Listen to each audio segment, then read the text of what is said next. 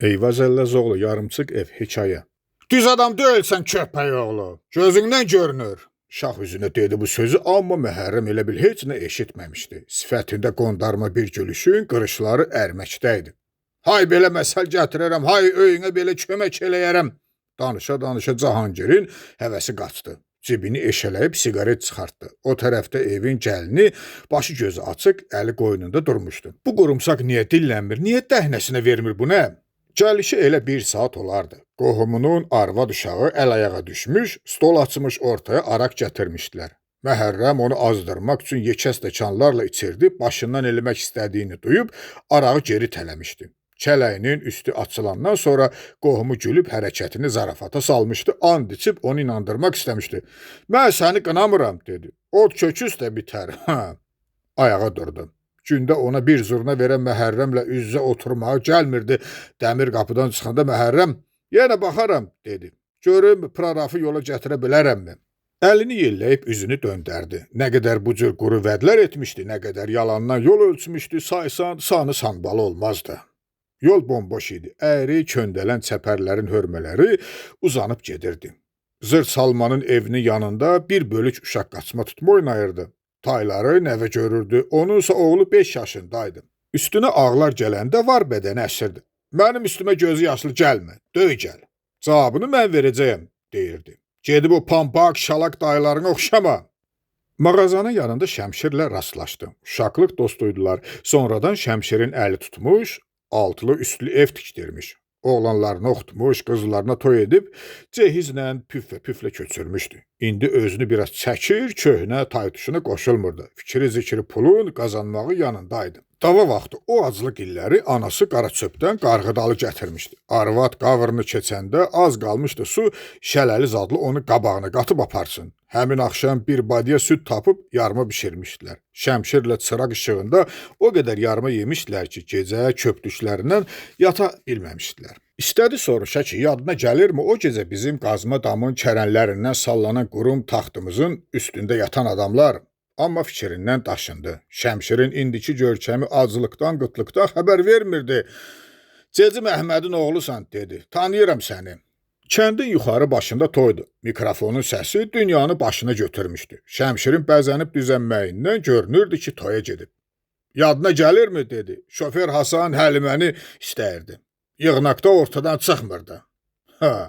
İndiki toylardan ağlı bir şey kəsmirdi. Ulayan, səsi iynə təki beyinə batan gitaradan zəhləsi gedirdi. Həm də toyda 3-4 adam dava salmasın deyə gendən ona göz olurdu. 5-6 stəkan içəndən sonra qalxırdı. Ürəyi sınqın idi. Çox otursa ağlaya bilərdi. Bir də Məmməd Mirzə dərəsində öldürülən qardaşını xatırlayanda bu günə düşürdü. Oğluna da onun adını qoymuşdu. Hər dəfə Bəxtiyarı səsləyəndə fərəhindən uçmağa gəlirdi. Onda qardaşına bənzər 100 cür əlamət tapırdı. Arvadına elə bil qardaşım ölməyib, deyirdi. Elə bil rəhmətlik Bəxtiyarın sağ əlini kəsib qoynuna qoyub. Yadına gəlirmi? Təkrar et. Şofer Hasan Həliməni istəyirdi. Yığnaqda ortadan çıxmırdı. Ağlına gəldi ki, indinin toylarında elə bir ləzzət qalmayıb, divan dərənin qorxusundan bir nəfər belə səs eləmir. Köhnə vaxtın toyları yuxu kimi yadına gəlirdi. Xonçalı qızlar, boynuna qırmızı almalar bağlanmış qoçlar. Toyun qarşısını kəsib, cantaraq oğlanların kürəyini yerə gətirib, xonçalı zatlı aldığı şirinliyin dadı hələ də yadındaydı. Baxdı, gördü ki, nə toy, nə xaşıl qazanı, nə ura yeri, nə qaravulçu qamçısı, Şəmşir hamısını unudub. Yadına gəlməz, dedi. Haradan gəlsin? Nə hətərən-pətərən danışırsan, hə? Şəmşirin axır ki, dil açıldı. Nə toy, nə şan? Qabaqdan qış gəlir, get adam tap, Murtuzu gör. Plansız tikdiyi evin başını bağlamışdılar. Murtuza 200 manat apardı, götürmədi. Daha yoxumdur, dedi. Götürürsən, götürmürsənsə bundan sonra sənin ayağına gələnin arvad uşağını belə-belə eləyim. Səni də öldürüb kəndi canını qurtaracağam. Murtuz bircə dəfə də başını qaldırmamışdı. Onu da arayış üçün növbəyə duran oğlanlar tutub bayra çıxarmışdı. Şəmşiri xəyalında ehmallıca şillələdi. Uşaqlıq dostunun üzü enli idi, yağlı idi, qaşları yuxarı dartılmışdı. Birdən onu doğrudan şillələmək üçün əli gicidi. Amma bu tox harın kişinin gözlərinin içində yetim bir Şəmşir var idi. O yetim Şəmşir acı küləyin qarşısında durub onun bacısına deyirdi. Ay Nazan, cicin Qaraçöpdən hələ gəlməyibmi? O yetim şəmşir arvad qaydınacan qazma damın üstünə çıxıb yollara baxacaqdı.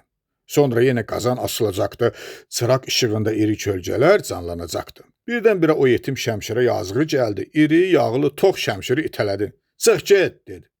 Cecim Əhmədin oğlusan, tanıyıram səni. Bacısının evinə çatmışdı. Ayaq saxlayıb qapı-bacaya baxdı. İsrafil qızı zorla qaçıranda duyduğu ağrının kövrəkli yenidən ürəyini sıxdı. Bacısı uşaqları artıq ev eşik yiyəsi olsa da, ürəyi yeznəsi onun tərəfi ilə hələ də barışa bilmirdi. Bu payız yeznəsi varlı hallı yerdən oğluna qız tapmışdı. İşi əl altından tutmuşlar, heç kəsi duyuq salmadan elçiliyə getmiş, alışıb verişmişdilər. Qohum əqraba içində böyüklük iddiasında deyildi. Amma oğlan dayısıydı. Gərək bu işdən onu halı eləyəydilər. Ayıt, ayqurt deyəydilər, filan fəsməkən, bu cür iş tutmaq istəyirik, sənin bir sözün varmı? Elçilikdən qaydandan sonra yeznəsi stol açmışdı, adam yığmışdı. Bacısı oğlu taytuşu ilə ayrı otaqda oturmuşdu. Biraz beyninə dəyəndən sonra cavanların yanına getmişdi, üzünü yuxarı başda oturan Abbasa tutmuşdu. Demək, arvad qoltuğuna sığınacaqsın, hə? Məclisdəkiləri səksəndirən söz qəfil sillə tək uşağın üzünə çırpılmışdı. Demək, dədən kimi qorumsaq olacaqsın, hə? Niyə əyri-əyri baxırsan mənə? Dayın yalan deyir, dayın düz deyə bilməz, dur vur məni. Amma kişi ol, arvad arvaddır, Allah arvadı arvad yaradıb, arvad sıfat olma. Sonra kökdən tutmuş 7 arxada qalanlara kimi söydü.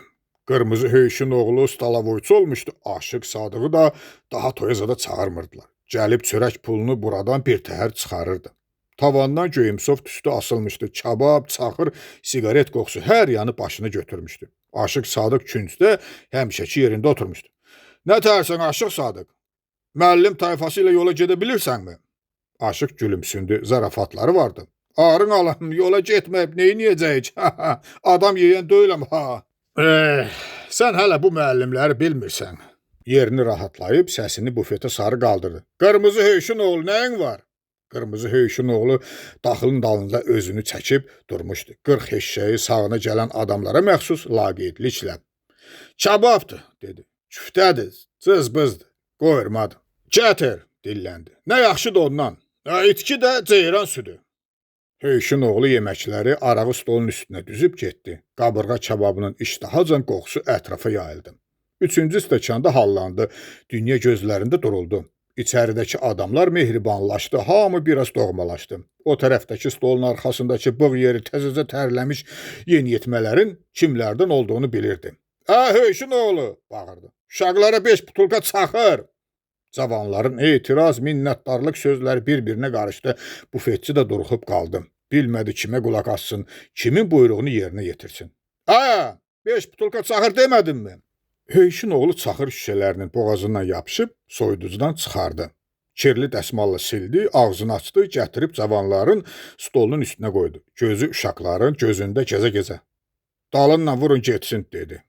Kefillik ağır batdak kimi onu dibinə çəkib aparırdı. Divardakı işıqlar elə bil gilə-gilə əriyib aşağı düşürdü.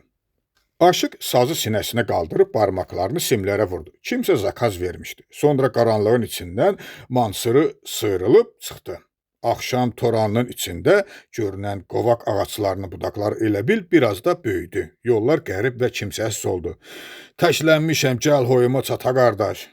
Qaradamın altında yetim qalmışam. Qaraçuxam yatıba qardaş. Səsi xırıltılıydı. Amma o bilmirdi bərkdən oxuyur ya ürəyində. Yeniyetmələrin üzündə çırtlayan gülüş soğulub yox oldu. O tərəfdə kabinetdə içənlərdən kimsə heyvərə "Quzu kəsim, quzu!" deyə bağırdı. Höyüşün oğlu səsə çıxmış aşpaz İmaməliyə "Lül qəmbərdir," dedi. "Buraları vurub qırmasa yaxşıdır." Allah xasiyyətini kəssin. İmaməli bufetçiyə şərik çıxdı. "Bir deynən içmək sənin harana yaraşır, öyün əlində yarım, çıx!" Sazın səsi kəsildi. Hey! Bağırdı. Əlini stola vurdu. Elə bil hər şey başı üstə çevrilmişdi.